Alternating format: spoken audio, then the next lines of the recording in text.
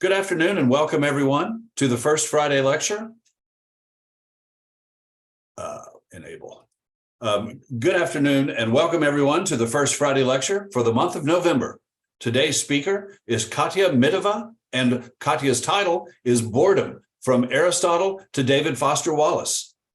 Please note that this presentation is being recorded and it will be available on the Graham School YouTube channel if you want to watch it later. Also, please be aware that you will not be able to unmute your microphones during this presentation as a courtesy to our speaker. You will be able to ask questions, though, in the chat box. You can do so at any time during the presentation. Questions that you type in the chat box, I will keep track of, and then I will pose them to Katia at the end of the lecture during our question and answer period. During the presentation itself, as I say, all will be muted except for our speaker. Katia and I will be able to see your video, but will not be able to hear you. So if you choose to leave your video on or to turn it off, it is entirely at your discretion. Katia's video will be spotlighted for the most part during the presentation. Consequently, the best way to view the lecture is to select speaker view instead of gallery view. Today's lecture is being sponsored by the basic program of liberal education for adults at the University of Chicago's Graham School. My name is Kendall Sharp, and I am the Cyril O'Hoole Chair of the Basic Program. Before I properly introduce our speaker, I'd like to say a few words about the Basic Program, the Graham School, and our upcoming courses and events. The Basic Program is a four-year certificate program at the University of Chicago's Graham School for continuing studies. Graham offers an array of programs besides the Basic Program. Since 1946, we have offered our students a rigorous liberal arts curriculum based on the principle that there's no substitute for direct engagement with big ideas in their original texts. Through focused discussion, our classes provide direct encounters with some of the great works of classical and Western culture in a dedicated community of adult learners led by experienced University of Chicago educated instructors. Most of our classes still take place remotely, although this year we are offering a small number of courses in person downtown. Registration for winter courses is now open, and in fact, our speaker today, Katia, is offering a course in winter on infinite jest, which has already filled up, but we're maintaining a waiting list. And if the waiting list reaches a sufficient number, then a new section will be open for that course on infinite jest on Tuesday mornings from 9:30 a.m. Central Time to 12:45. Our next First Friday lecture, I think I'm missing a slide. Our next First Friday lecture will happen on December 2nd, and the speaker will be Basic Program Instructor Adam Rose. Adam's title is Great Books and Big Lies, Theirs and Ours. The First Friday lecture series will continue monthly throughout the academic year. As I mentioned before, this presentation is being recorded, and the recording will be available to current and former students on the Graham School YouTube channel early next week. Katia Mitova, who has been teaching in the Basic Program since 1998, holds an MA in Comparative Slavic Studies from the University of Sofia in Bulgaria, and an MA and PhD from the Committee on Social Thought at the University of Chicago. In her native city, Sofia, she worked as an assistant professor of Slavic literatures, literary critic, the editor of the National Quarterly magazine for literature and political philosophy, Panorama, and daily correspondent for Radio Free Europe. She has published 2 books of poetry, The Human Shell in Bulgarian and Dream Diary 2013 in English. She has translated into Bulgarian and edited about a dozen books of fiction, poetry, and philosophy. Katia studied philosophy and literature in the taught philosophy and literature in the college at the University of Chicago. Her research and teaching interests include storytelling, as well as the relationship between ethics and aesthetics. Katia Mitova is the 2022 recipient of the Graham School's Dean's Service Award. Now it is my pleasure to turn things over to Katia. And I'm asking you to unmute as we discussed. Okay. There you are. Second. Okay. Sharing. Oh. going to do this.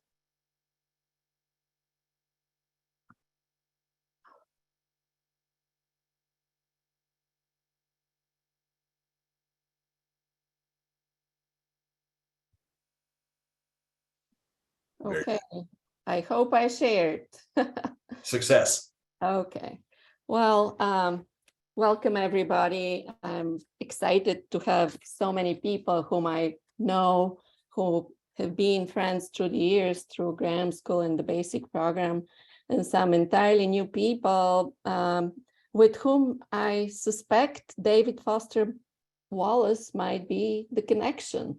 I don't know. It's kind of, if I were David Foster Wallace, I would start sweating immediately just just because of some kind of empathy through the ears.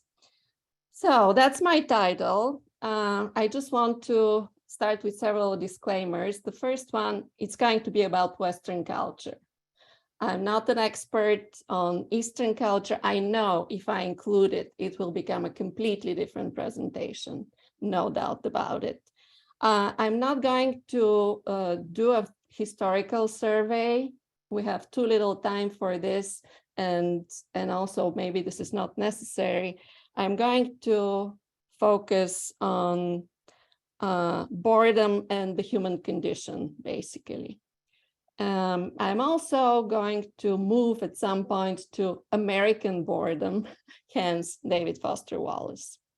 And I'm not going to talk about the pandemic. You're welcome to ask questions. This became a very fashionable topic during the pandemic and immediately after that, but that's not my goal today. Okay, let's see. Oops, sorry, spoiled the joke. So to put you in a mood for a little bit of boredom, I'm showing a great painting by Edward Hopper here, Rooms by the Sea, 1951. And you can tell that it can have many interpretations depending on where you are at the moment. And one possibility, of course, is what a wonderful place to be. But it depends whether you've chosen to be there or you're confined to be there, of course, whether you're alone or with somebody important, whether you see the sea as a void or the place as a dreadful place to be. So there are many possibilities here. And I guess that's the reason Yale University Press used it for this book by Peter Tuohy, Boredom, A Lively History. So it's possible to do a lively history of boredom as well. And ours is going to be a little bit less lively today for reasons that will become clear later. And then, of course, we can't talk about boredom unless we know what it is. And I suspect it might be very difficult if I ask you, you know what it is when you experience it, you can't probably define it. And I thought this painting by Giorgio de Chirico, as well as other of his paintings, actually kind of captures the sense of boredom. And as you see, there is emptiness here that really, I'm just trying to get rid of something. Okay, there is emptiness here that is the prevailing mood. These two figures have no faces. And if you look carefully, you will see that this is more like a table set against the city landscape. And I'm going to venture a poem as a beginning here of the definition, or trying to define. And the poem is by Mark Strand, American poet whom you might have read or not, but let's read. It's a two-part poem based on de Chirico's paintings. It's called the disquieting muses. Boredom sets in first and then despair. One tries to brush it off, it only grows. Something about the silence of the square, something is wrong, something about the air, its color, about the light, the way it glows. Boredom sets in first and then despair. The muses, in their fluted evening wear, their faces blank, might lead one to suppose something about the silence of the square, something about the building standing there. But no, they have no purpose but to pose. Boredom sets in first and then despair. What happens after that, one doesn't care. What brought one here to the desire to compose, something about the silence of the square, or something else of which one's not aware. Life itself, perhaps? Who really knows? Boredom sets in first and then despair. Something about the silence of the square.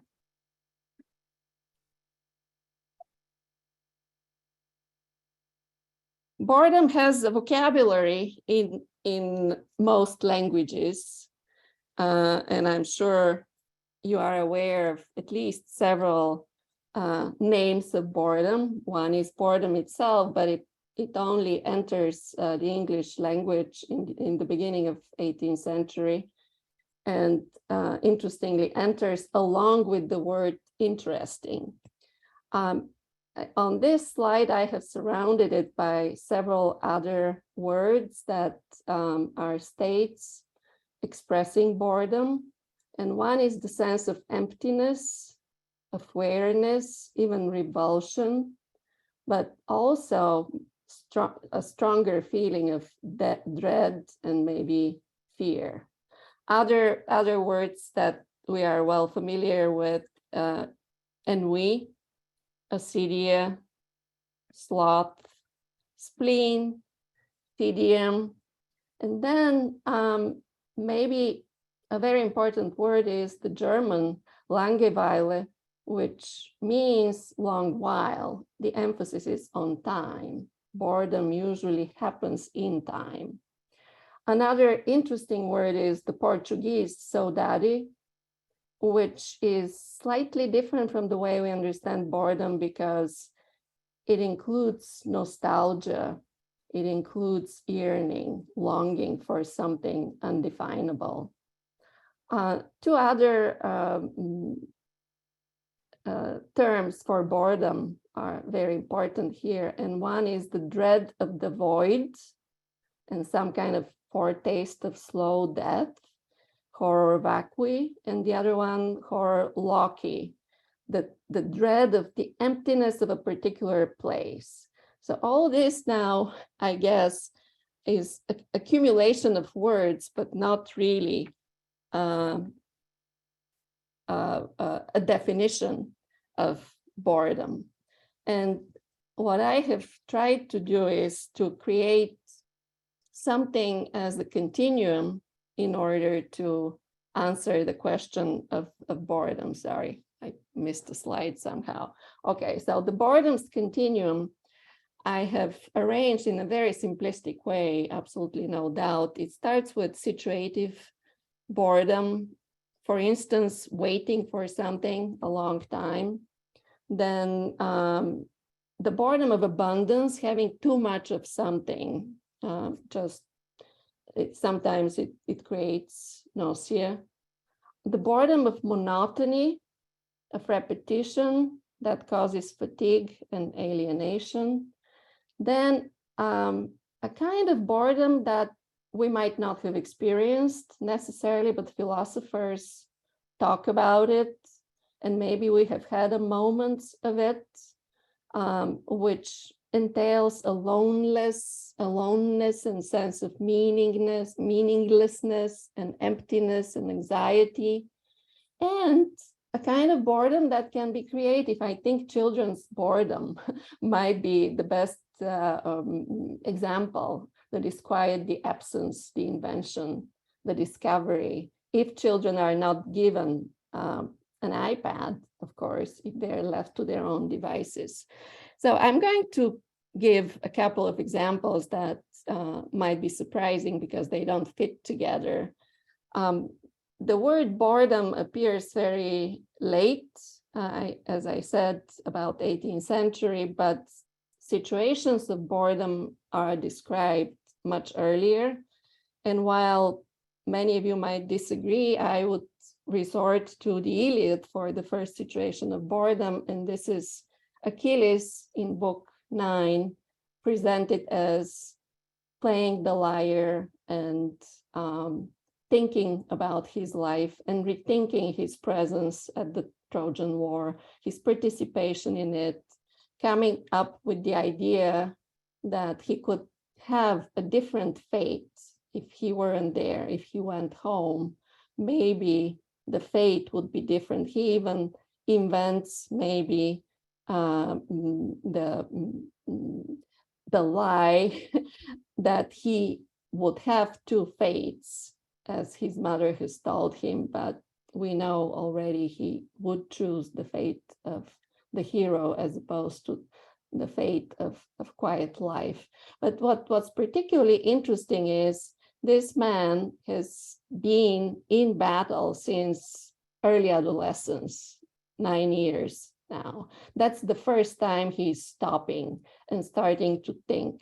So in a sense, you can conceive of Achilles in book 9 as somebody who has transcended from the situative waiting very far to get to some kind of existential insight.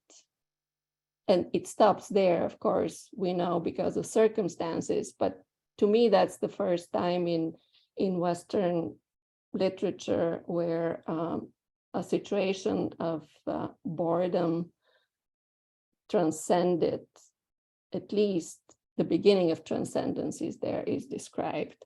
Another example that I would give is Waiting for Godot by Beckett, in which, again, the interpretation varies, whether we focus on the waiting and the constant movement.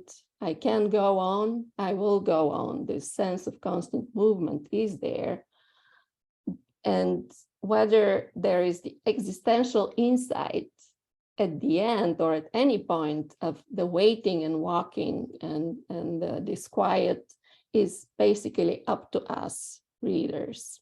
So these two examples I'm giving, and I'm going to give one more, Alienation. In I think we owe it to Marx. Marx named it in the Economic and Philosophical Manuscripts, 1844. It is the alienation from the activity that occupies us, and it is repetitive, monotonous, and also we don't see it as a process in which we are involved. Only a little minuscule part of it is ours for the time of the making of something, right? Because we're talking about industrial revolution and workers not being involved in the process as a whole. So maybe I should move from here a little bit further, but one thing that I wanted to point out is that boredom is indeed a continuum. It is not separate things. It is something that could stretch much further, from the waiting in your doctor's room to something creative or to some insight that is accompanied by the sense of emptiness and anxiety, but gives you a completely different perspective on life. So where does boredom come from? And I'll start with, again, a very primitive cursory note here on one possibility. It comes from our brain. We're hardwired. And I'm focusing on two parts of the brain, although probably the whole brain is involved one way or other in this experience of boredom. The orbitofrontal cortex, neuroscientists identify as a part of the brain that, if damaged, leads to lots of boredom. Well, all kinds of brain traumas that damage the orbital frontal cortex leads to constant sense of boredom. Also, depression seems to be a form of dysfunctioning of the orbital frontal cortex. Peter Toohey, in his book on boredom, offers, not only him, of course, but the picture is from his book, offers a different perspective. And it is that the insula in our brain that is responsible for our reactions to different stimuli actually is warning us through boredom that we have to do something to avoid it because it is bad for us. The warning is there, and what we do usually is looking for entertainment.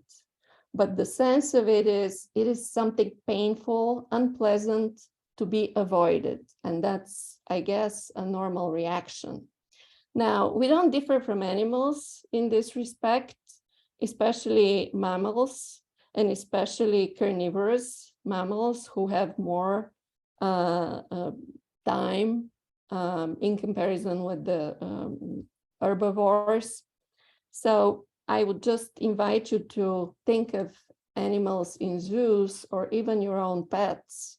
Animals in captivity in general seem to be bored and to be depressed sometimes by boredom. I say seem because we observe the behaviors, but all those experiments they did, say, with mice, isolated mice who had something to play with versus mice who didn't have anything to play with, definitely shows that this is, in fact, that boredom has a survival value, that boredom keeps us alert to the world. And if we are in a situation in which we don't have stimuli, we react negatively. It's a very unpleasant experience. Here I will open a quick bracket and offer my own experience from communist Bulgaria. I've been often asked, how come one survives? Aren't you all brainwashed? Why aren't you brainwashed? And just recently I realized why, because propaganda was extremely, extremely boring. TV was boring, meetings were boring. We were protected through the unpleasant sense of boredom from being brainwashed. That's one way to look at it, at least. And there were fewer goods to choose from. So the environment was lacking stimuli, but also inviting us to look for our own solutions. They usually came from the books. So I'm moving forward now to what philosophers have to say. And what philosophers have to say, I guess, could also be pictured, at least what Plato has to say in his dialogue, Phaedrus, in which you will find the allegory of the soul. He has presented different versions of his vision of the soul, but this one in particular is very interesting because the soul is presented as a charioteer. You see charioteer on this vase and two horses. The left horse is not particularly good. The right horse is the epitome of goodness, really. So I'm going to read quickly a quote from Phaedrus, but just if you look at this picture, I see somebody here is pointing to the horses. Thank you. Left and right. They're sometimes presented as one dark, the other one white, but the important thing is left and right. They are supposed to have wings. These wings grow and fall off. I'm going to read now the quote, but here they don't have wings because they're down there on Earth. if they have wings, they fly up and they get so far up where the gods are, and they can observe pure knowledge, the world of the pure ideas, to contemplate it the way the gods do. But this is for a short moment because of the difficulties that the charioteer has with the horses, even when both are winged. So that's what Plato, Socrates, Plato's character says. Let us liken the soul to the natural union of a team of winged horses and their charioteer. The gods have horses and charioteers that are themselves all good, but everyone else has a mixture. One of the human soul's horses is beautiful and good and from a stock of the same sort, like the gods, while the other is the opposite. This means that chariot driving is inevitably a painfully difficult business. Okay, so we could think about it, of course, in a different context. Is it that bad that one horse disobeys, is disobedient, disobeys? Or could there be something good about it? But we're with Plato and Socrates, and it's a different value system that we have to accept for a moment at least. Aristotle is making an interesting comment in at the end of Book 7 of the Nicomachean Ethics. This comment comes after a long discussion of pain and pleasure. In our context, we already said boredom certainly is causing pain. And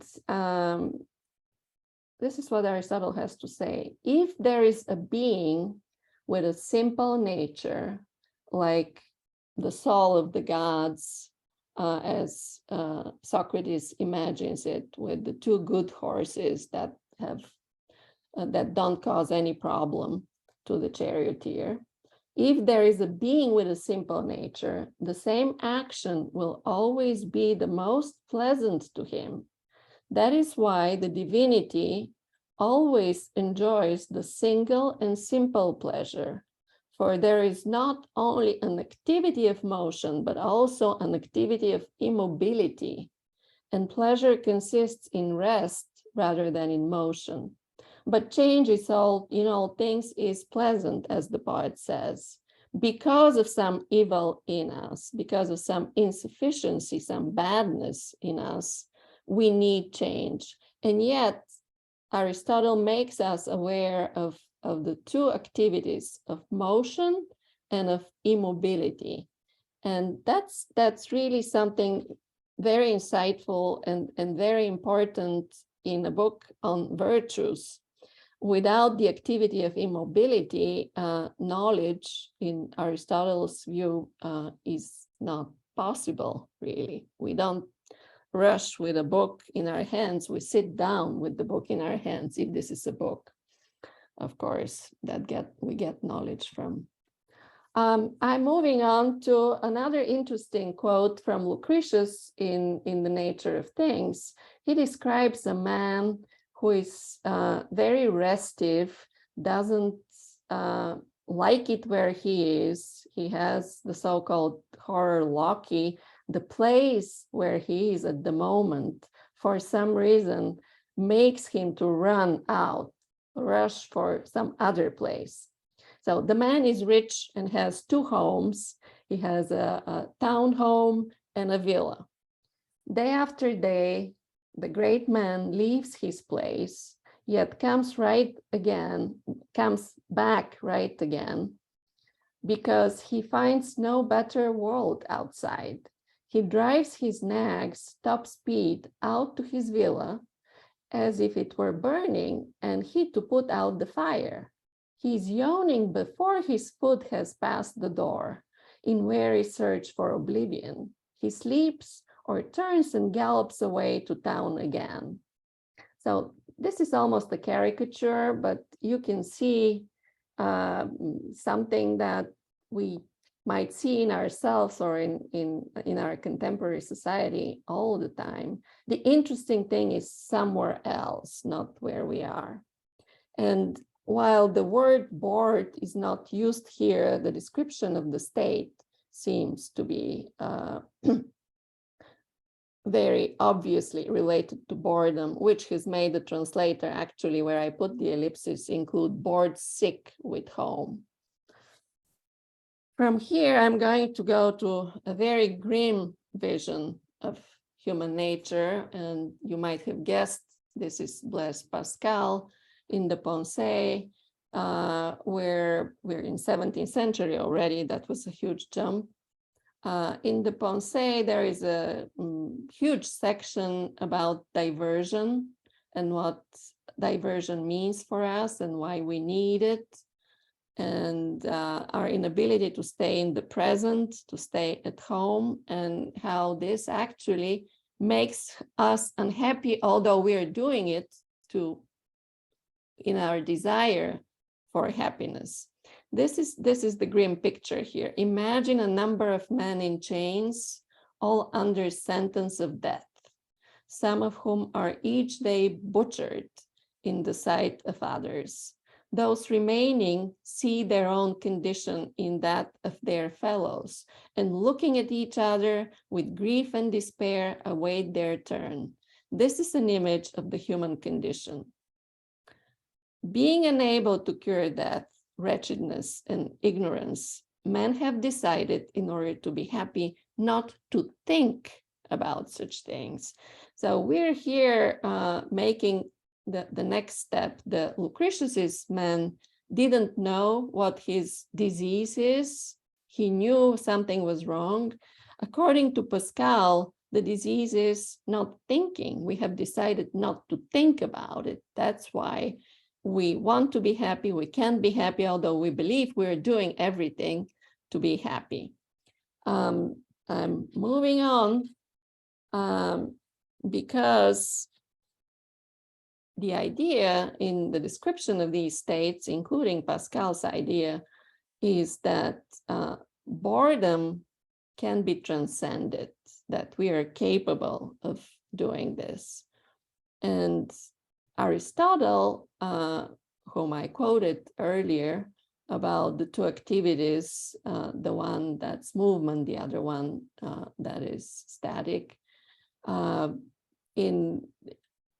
that was book 7. After 2 books on friendship, which is very important, Aristotle arrives at his last book, 10, of the Ethics, in which we read, "We must not follow those who advise us to have human thoughts, since we are men and mortal thoughts as mortals should. On the contrary, we should try to become immortal as far as this is possible and do our utmost to live in accordance with what is highest in us." Now, of course, literally taken, this probably sounds absurd because we cannot become immortal. But if we understand becoming immortal as learning to focus, to not move constantly, to start thinking, we will be like the God, Theos, the unmoved mover in Aristotle's metaphysics. We will be something else, the closest to it. So stopping movement seems to be the way to go. And the highest in us, of course, is intelligence here. I want to mention a short story by Jorge Luis Borges, The Immortal. If you haven't read it, highly recommend it. That's a literal attempt to present the human as an immortal. He has all other features that he has now, just lives forever, and it's a pitiful condition. We see something similar in Jonathan Swift's Gulliver's Travels. So become like the immortals, or like the God, Theos, by stopping to move, really, by focusing, by thinking, by learning. Lucretius, this is a continuation of the previous quote, says, "Thus each man runs from himself. The self, of course, he can't escape, but must hold close. He hates it because being sick, he can't know why he's sick. If he could see this clear, he'd drop all else and plunge into learning the nature of the world, for through eternity, not 1 hour extends the state we are questioning, in which all men, once they have died, must be time without end." So from here, I guess, unavoidably, with a very quick pace, we must get to Heidegger and his famous fundamental concepts of metaphysics, world finitude, and solitude, which was a lecture course. And it is of interest to us because during the lectures, Heidegger tried to awaken boredom in his students and to show how the superficial boredom, the boredom of waiting, for instance, the situational boredom, is meant to lead us to the profound boredom. The transcendence doesn't come out of the blue. It is possible to work on it and to make the fleeting cursory inessential boredom essential. I do not claim I have experienced this. I have read about it. We can discuss later. So how do we face the emptiness of boredom? It looks like all philosophers are focused on this. We can face it entirely passively, right? And one way is keeping busy. Work, because work is a moral value, right? Or accumulate things, more, even collect things, which seems to be a slightly different thing, is still accumulation. Entertainment is the big substitute of our time. And addiction follows. So these are all substitutes in passive facing of the emptiness. We can also endure, and endure by moral choice, by sense of duty. We could have the kind of obligations or a profession or a job that includes repetition and seems tedious, but also involves compassion and love and commitment. So that's a different kind of facing the emptiness. It is done for some reason. It's done because there is some good about it. And then again, we're back to Heidegger and transcending boredom. It can require a transgression, and it can have a mystical note to it. It can be a mystical experience, this insight that we're arriving at.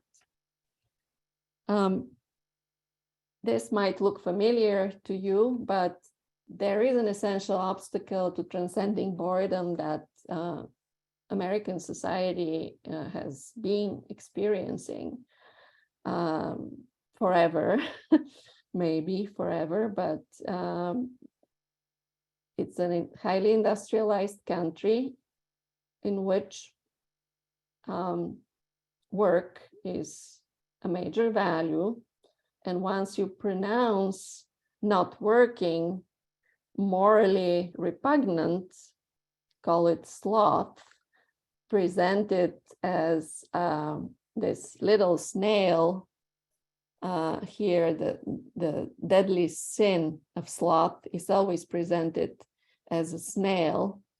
The imperative is work. It doesn't matter what you're doing, just work, because boredom is a sin. So that I see as an obstacle, and psychologists today see it as an obstacle because it's just a substitute. I don't say don't work, I say work as a substitute of boredom, of something missing, is becoming an obstacle to transcending boredom. The time has come to talk a little bit about American boredom. I was not born here, but I've lived here for some time and have experienced, if not much boredom, at least the aftermath of people's experience of boredom. The first time I started seriously thinking about it, it was years ago when I came to the United States and University of Chicago. I read Alexis de Tocqueville, Democracy in America, and I'm going to obey my own nostalgia for those times and quote from Tocqueville because he's an outside observer, and although it's too early in time, 1835, 1844, when he's writing Democracy in America, there is something important about his way of comprehending American society in relation to democracy. So this is a section called Why Americans Show Themselves So Restive in Midst of Their Well-Being. He's surprised by this. One is at first astonished to contemplate the singular agitation displayed by so many happy men in the very midst of their abundance. This spectacle is, however, as old as the world. What is new is to see a whole people show it. So to him, this is the big surprise, that regardless of social status, Americans seem bored, restive. They look for something to do to substitute for the boredom. And the explanation, I think, to some extent for him at least, is democratic times. In democratic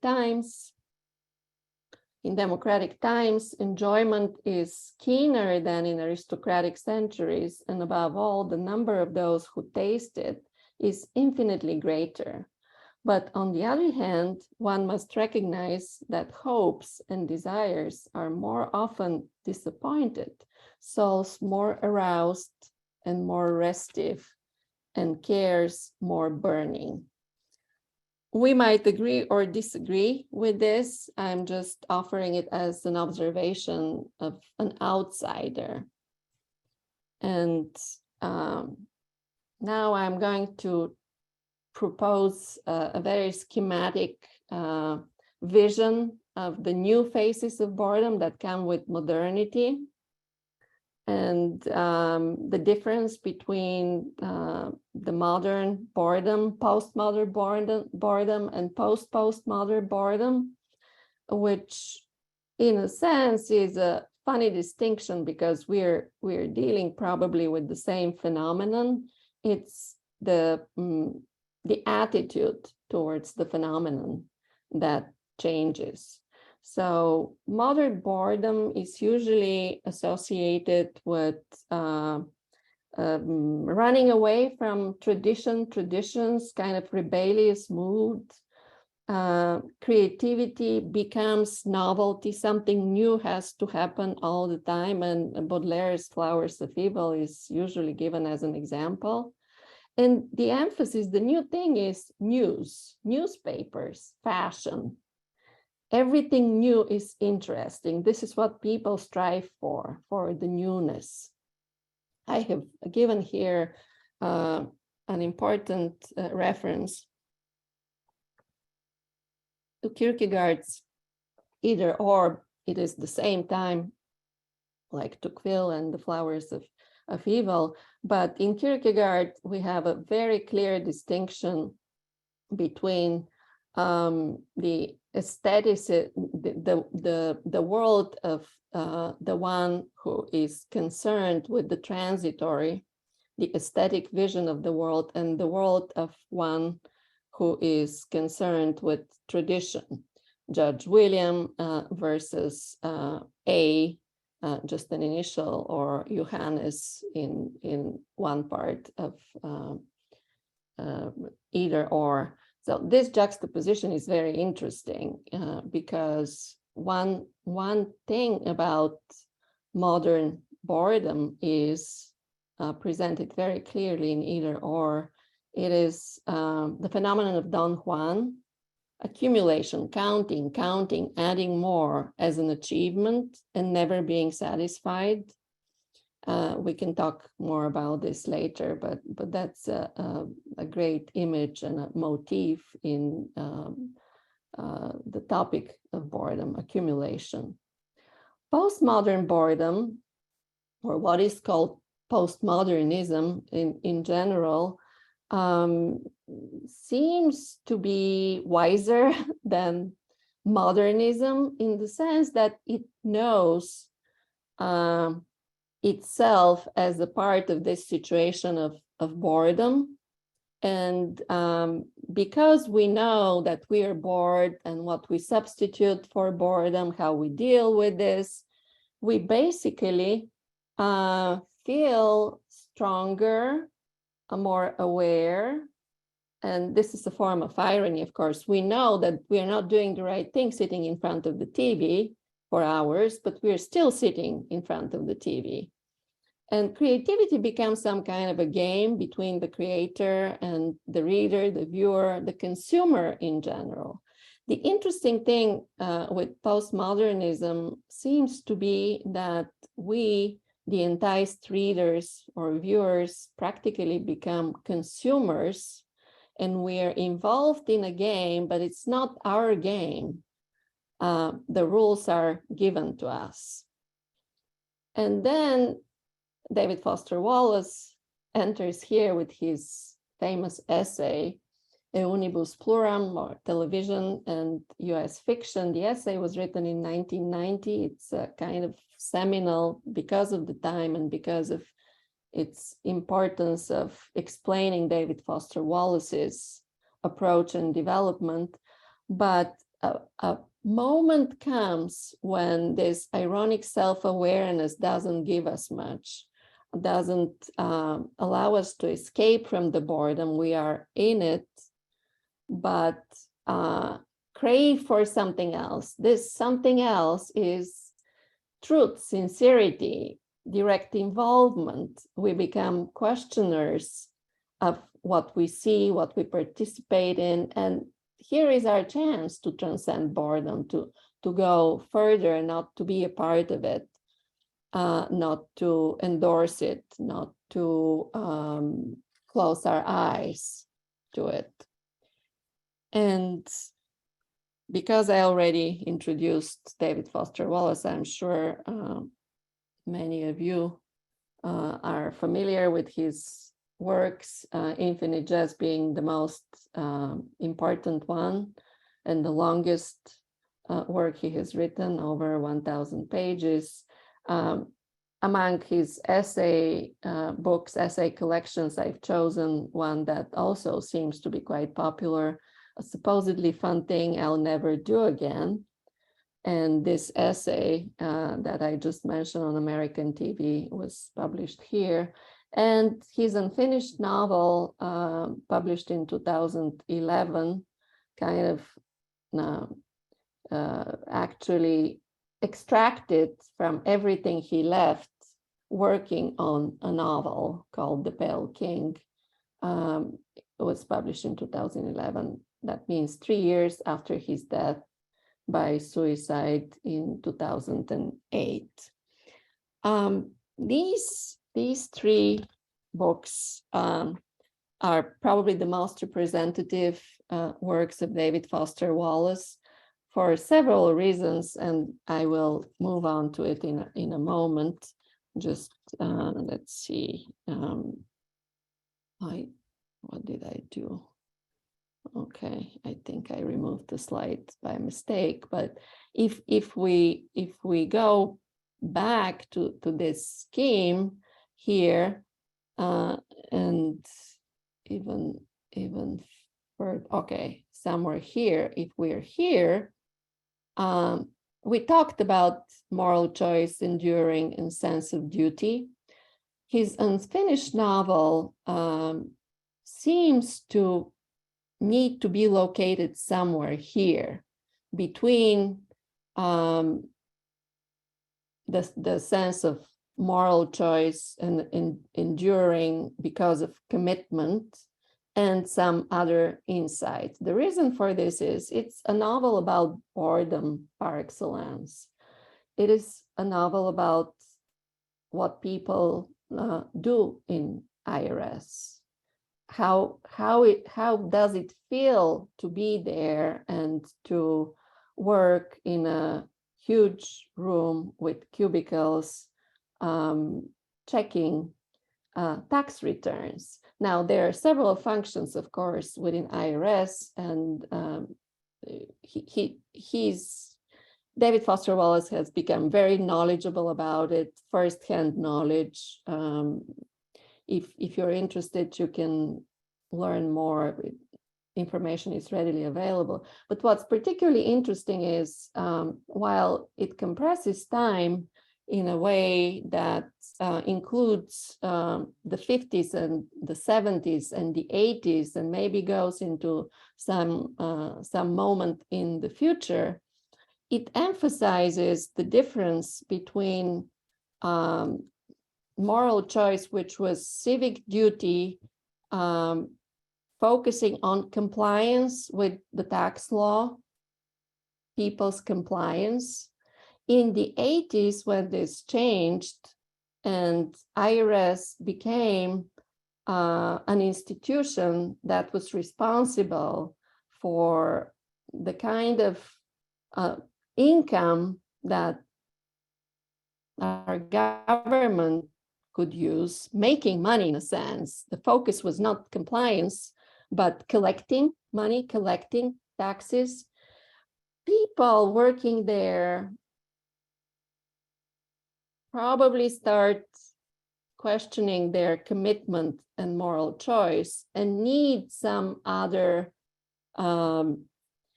way of making sense of what they're doing. And this other way is not in the novel, it is only hinted upon, but it is some kind of transcendence, going beyond it, finding in the silence of boredom, something else emerges. So if there is a movement, the movement is from the commitment to transcendence. And that's a great enterprise, considering that the novel has also to be interesting. And the mystery of transcending boredom is the mystery of the novel, unresolved. I would put Infinite Jest here between the first group of terms and the second, because there the mystery is related to entertainment. Cartridge, a movie created by the father of one of the main characters, Hall in Condensa, his father Jim, before he died, created this totally entertaining movie, which is so entertaining that you can't stop watching it. And in a sense, it becomes a weapon. Therefore, it presents an interest to anybody who is looking for special weapons. So if you have read the novel, you know what I'm talking about. If you haven't, it doesn't matter at the moment, because we're talking about the principle.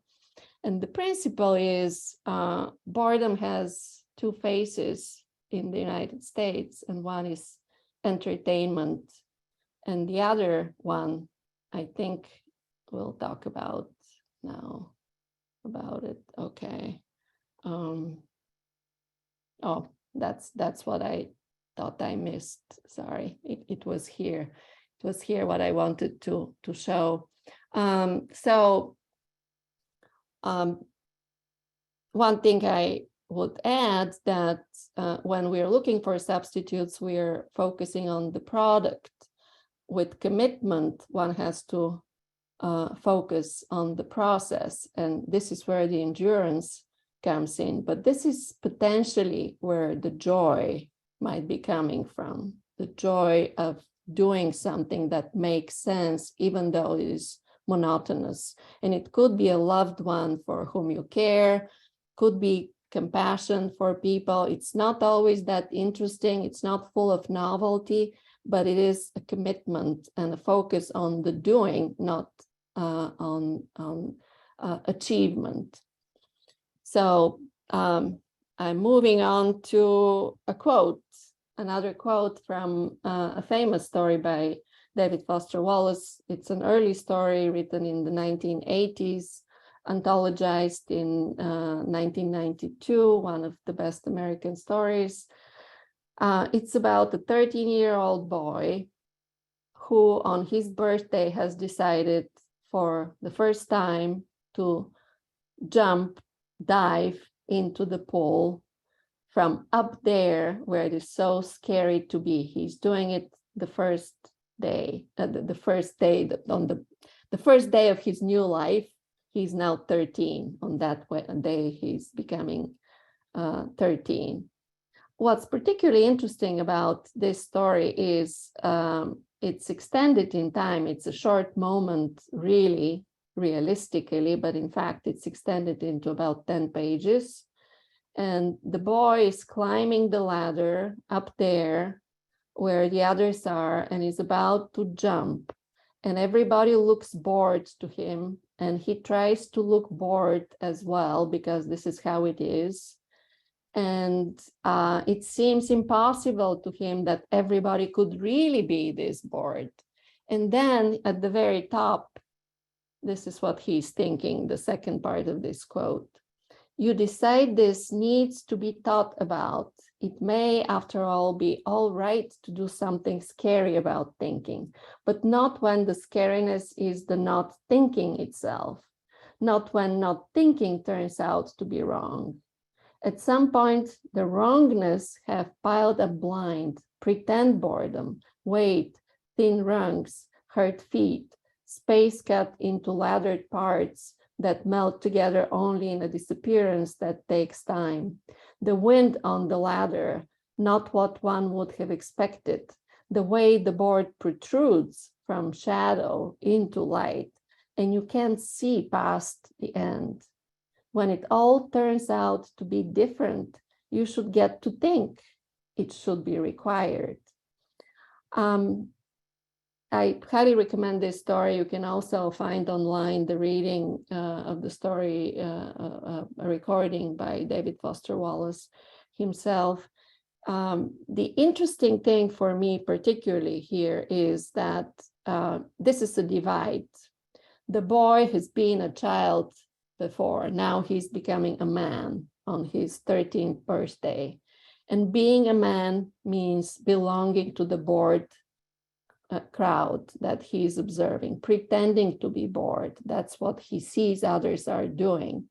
Whether they are really bored or not, it doesn't matter almost. It's a pattern he's observing.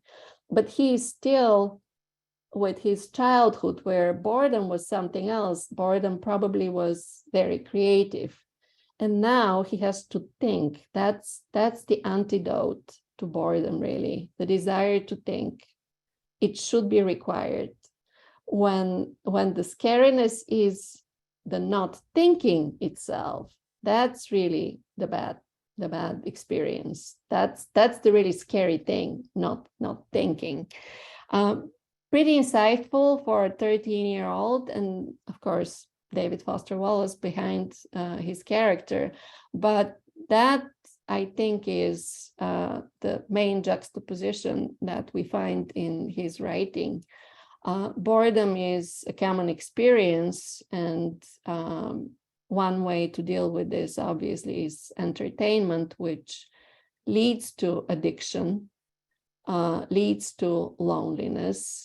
Most of his writing actually is concerned with this result of boredom. He himself had several addictions, starting with TV, and fought them quite successfully, really. And the other one is thinking. And that's the sincere thing to do, to start thinking rather than substituting the emptiness. So I have put here several helpful books on boredom. There are many more. One is by Adam Phillips, the psychoanalyst and philosopher. The other one is the famous Lars Svensson, Philosophy of Boredom, probably one of the best books from philosophical perspective, kind of survey to his book that I already mentioned. And another one that's more not self-help, but a very accessible book with a psychological approach by Sandy Mann. And I will conclude with this t-shirt that University of Chicago students enjoy, where fun goes to die. This is what University of Chicago is. It came from a survey done 15, 16 years ago, I believe, in which University of Chicago came towards the end of a long list of great universities with respect to fun. Almost no fun here. And this is an advertisement where fun goes to die. How is it possible that this is advertisement? I think it is possible because it's substituted here at University of Chicago with something else, flow. And this is the famous representation of Mihai Csikszentmihalyi, the famous representation of flow in relationship to challenge level and skill level. But flow is the opposite of apathy, not the opposite of boredom. Flow is when everything comes together in a way that doesn't allow any sense of something empty at the moment. The emptiness has disappeared. There is direction, and time has disappeared. People forget about time. Interestingly enough, boredom is not the opposite of flow, as I said a moment ago. It's a step toward flow. And it's another University of Chicago concept.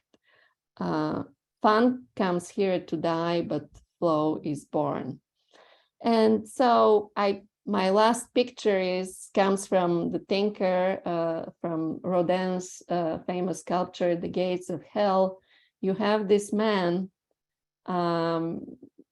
seated separately, who might be Dante or not, but it's a thinking man, somebody who is not bored exactly, but he's sitting in front of the gates of hell thinking. So that's boredom's antidote, maybe, or we can talk about it, we can think about it. I'm going to stop here and see whether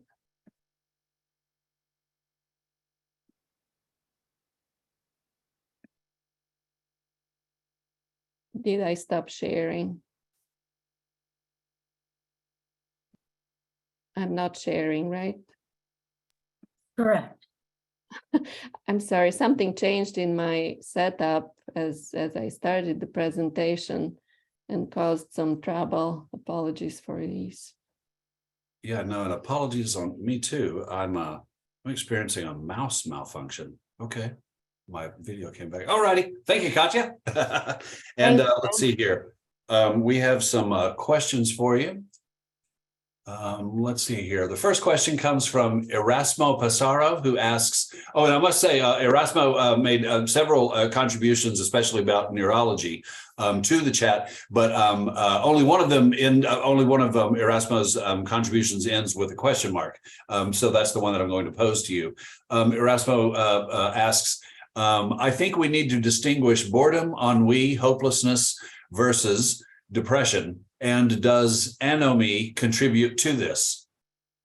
Yeah, absolutely. We have to distinguish. We're talking about states of mind. We are not talking about disorders. And it's the worst thing we can do is to think of depression as just a form of boredom. So yeah, thank you. I'm looking forward to seeing his comments in the chat after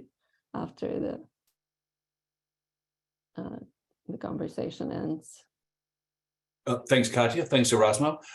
David Robin asks, is Aristotle's advice, in a sense, fundamentally the same as the advice to learn to meditate? I don't know. Meditation is quite widespread in the United States these days, but it came to us from the East. So I don't know if he would have suggested meditation of any kind. He certainly suggests using your intelligence, focusing on studying together, realizing that you might even need friends to study with them because you need change. You can't be doing this all the time on your own. I think Heidegger comes the closest to suggesting something like meditation, but I wouldn't say it about Aristotle. Thank you, David Robin. Thanks, Katia. James Shaw asks, what gets in the way of transcendence? Fear of death or rejection, fear of death or rejection of death in life. There's some Lacan in there, Norman O. Brown and Freud. Yeah, fear of death, certainly. I think almost everybody who digs into boredom notices that our mortality might be a great obstacle because we just don't want to face it. But along with this, it seems with Protestant ethics, we have created another obstacle because even the very process of focusing on our own condition is obstructed by, oh, keep busy. You can't waste time with this kind of meditations in a different sense, not the Eastern type of meditation. You have to work. That's the cure. Work is the cure. So we have a double obstacle. One is the fear of death, but the other one in our environment is work is value in itself, moral value. Thanks, Katia. Jeff Rassley asks, any comment on Dunbar's, in Heller's Catch-22, prescription for prolonging life/experience through intentional boredom, maybe similar to Lucretius? Yeah, I mean, I think intentional boredom is what philosophers believe is the first step. Rather than turning our back and running away and trying to find something else to do, to occupy ourselves, to entertain ourselves, just facing it. And yeah, I think that all philosophers seem to be bringing us there. Face it and think about it.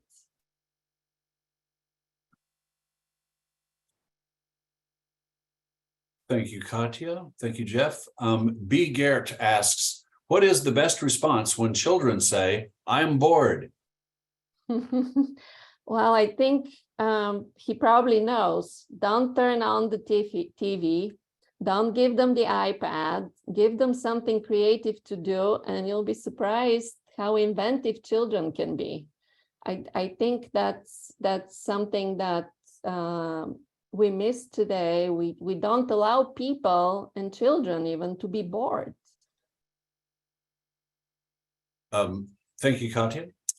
Steve Gevinson asks, for Katia, can you talk more about the similarities and differences between boredom and depression? Because I think we have specialists here. I'm not, but from everything I have read about it, these are very different things. Really, depression is a disorder that's being treated with medications. I don't think boredom as a state of mind can be treated with medications. I pointed out that certain traumatic, certain traumas of the brain might create the constant sense of boredom, right? But that's I guess a slightly different case. We all experience boredom. We all might try to avoid boredom because it's unpleasant, but I think depression is a very different thing, and neurologists would agree. Otherwise, somebody like David Foster Wallace, who struggled with depression all his life, wouldn't have had any problem. He was a thinking person. He would have gotten rid of his depression. Thanks, Katia. The next question comes from Tom Iapolo, who asks, how bored are the Olympian gods, and wouldn't they be even more bored if they did not have humans to bother? That's a great question. If you read Homer, the gods are very bored. We can see how bored they are. Without us, without the human theater, they're very bored. But if you read Plato and look into Socrates, he sees the gods in a completely different way. They don't have this disobedient horse. Both horses that the gods have are the good horses. They are in perfect balance. So it depends which gods. I think the Homeric gods are very bored, personally. Thanks, Katia.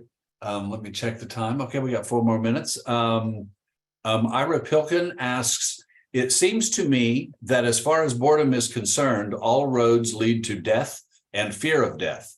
Any sound alternatives to this view? This is a similar question to a previous question.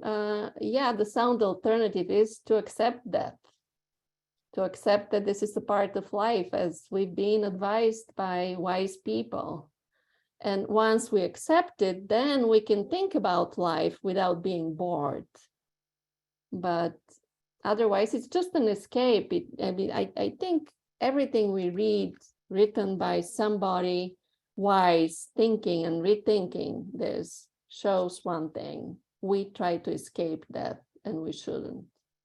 The thought of that, the thinking itself, and not the thought of that only, but thinking as such, escaping thinking. Thanks, Katia.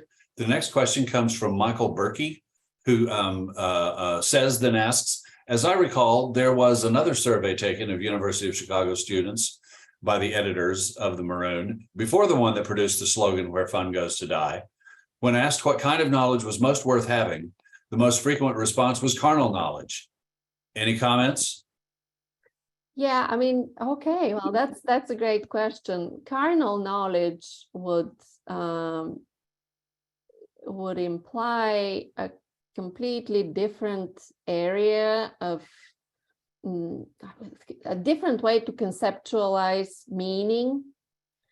I think if we place the question of boredom in the context of human nature, remembering that we have, I don't think we have body and soul separated, but at least we have two sides to us. We happen to be animals. We happen to believe that relationships with other people are essential to us. One of the carnal ways of connecting with others is very natural to us. It is becoming one with another human being. So I don't know if it cures boredom, because unless there is something more to it, it might not work. And I can see why busy University of Chicago students who lack relationships because they're so busy can say that carnal knowledge is, there is a joke here, but also it's a little bit sad. Thanks, Katia. And I think we have time for one more question. This one comes from Artin Ipatev, who asks, why is the absence of thoughts painful? I'd think it would be the opposite. Oh, it's not painful. I think the absence of thoughts or avoiding thinking is a human response to painful situations. Just don't think about it. But I think what's really painful is thinking itself, not the absence of thinking. And again, it seems that people avoid thinking because it is painful. I mean, there are studies of the brain, the effort of thinking, what is thinking for its own sake. You're not trying to survive and trying to make a decision that to avoid something life-threatening, but you're just thinking for its own sake because you want to know, because you question. Now that's really painful. Not thinking is not painful. At least I don't think so. Thank you, Katia. And now I'm going to ask all of you to unmute for our custom of letting our speaker hear your applause. So everyone unmute. you. Very good. Thank you. Thank you Very much. Thank you, Katia. Thank you. Thank you, thank you. It was wonderful. Thank you. You're as good as ever. Righty. So farewell, everybody. Have a great weekend. And thank you, Katia, for a wonderful talk and Q&A session. Bye.